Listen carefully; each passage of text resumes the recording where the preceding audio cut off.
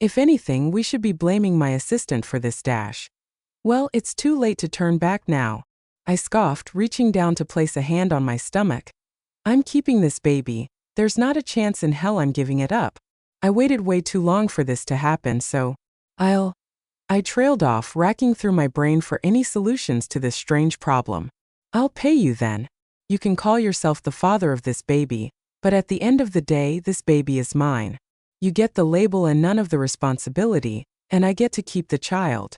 Think of it as a deal. Huh? Isaac glanced down at my outstretched hand before nodding to himself. I'll think about it. There she is. As I re-entered the banquet hall, I wasn't surprised to see that Mason was already surrounded by a swarm of reporters. I forced a polite smile on my face, the years of media training automatically making me slip into the professional, courteous, demure role I'd played successfully for my whole life. There's my beautiful, wonderful wife. Mason laughed, turning and shooting a glare at me as he walked towards me, but not before glancing back towards the camera and shooting them a charming smile. I apologize, everyone. My wife has this silly habit of taking off during important interviews and frequently forgets about her responsibilities and obligations. Where the hell have you been? He hissed quietly, the smile immediately dropping from his face as soon as his back was facing the cameras. You think disappearing for 20 minutes makes either of us look good? Jesus, Bianca. I forget about my responsibilities and obligations. I snorted, pointing a finger into my chest. Oh, that's rich, Mason. That's a good one. I shook away from his tight grip as I headed straight for the cameras and reporters. Forget the monologue I'd prepared. This was my moment. My husband is a real joker, talking about how I'm the one who forgets about her responsibilities and obligations when he's the one who got his mistress, my stepsister, his sister-in-law, pregnant. I'm done playing house with him. We may be married, but we are not in love. And he's a disgusting, filthy cheater. The moment these words left my lips, the room erupted into complete and utter chaos. Flashes from the cameras went off in a frenzy as the reporters jolted forward and shoved their microphones closer to my face, their voices overlapping in a frenzy of questions. The camera flashes illuminated my figure in my bright blue dress, and as I turned to glance at a frozen, wide-eyed, pale Mason over my shoulder, I couldn't help but feel proud of what I'd just done. It felt like a weight had been lifted off my shoulders. The truth had finally set me free. How long have they been in an affair? How did you find out? Are they keeping the pup? How did you feel when you found out his mistress was your stepsister? All the questions being thrown in my face was a little more overwhelming than I'd anticipated, but I remained poised, my expression neutral as I stood firm. The air crackled with tension, the rapid snaps and clicks of cameras capturing every second of this exhilarating moment. Some reporters were fumbling to relay the bombshell I just dropped, their fingers flying over keyboards and dialing numbers on their phones, while the others fought to get my attention, their voices increasingly growing louder and louder above all the commotion. Be calm, Bianca.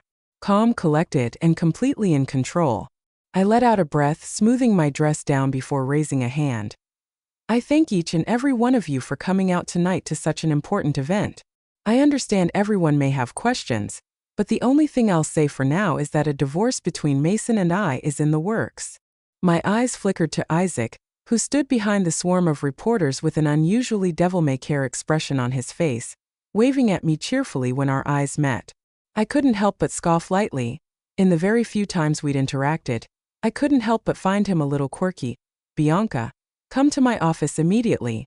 The sound of Father's gruff voice echoing in my head immediately made me jump, and my eyes flickered around the room before I noticed the blinking red light of the camera, indicating that these events were happening live and could be streamed from anywhere. Father rarely used our mind link to communicate unless it was an emergency, and despite him not even being in the room, I could tell that he was seething with rage, and I knew I had a storm waiting for me. Immediately, the use of his alpha voice to enforce his control immediately made the wave of confidence I'd been experiencing tremble a little, and I excused myself from the flashing cameras, finding myself unable to defy his command. Ms. Ravenwood, we have more questions. Where are you going now? What does the president have to say about this? Father, I didn't get much of a chance to say anything else before he suddenly struck me across the face, the sharp smack echoing in his office.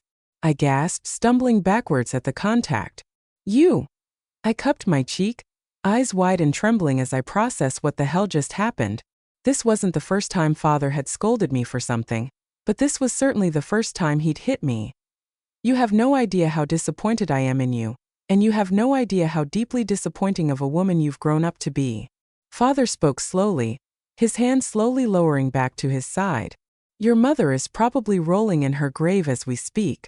Get out of my face while Mason and I try to figure out how to clean up your mess. And change out of this god-awful dress. I don't know how you walked around wearing this all night. You look like a clown.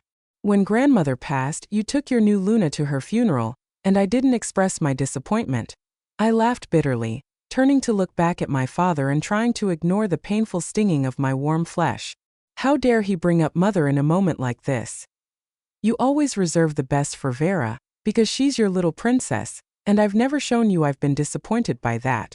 I've always obeyed you, trying to be the daughter you could be proud of.